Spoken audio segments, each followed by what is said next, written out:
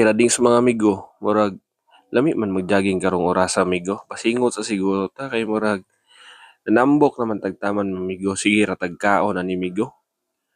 Pasingot po siguro ta usahay. O tanawar ko ng lawasa mga amigo. Ni baga na gid ang fats mga amigo. Dugay-dugay na gid wala ka exercise ani ba? O, kailangan na nato ni hilison kay bugat na kay taglawas ani. So bago ta mag-jogging ana amigo, kailangan sa ginato mag-stretching ana. Para dili ra kayo masakit pag mabikugan. O, stretching ginagmay mga amigo bago mo sabak sa gira. Oh, jogging na eh.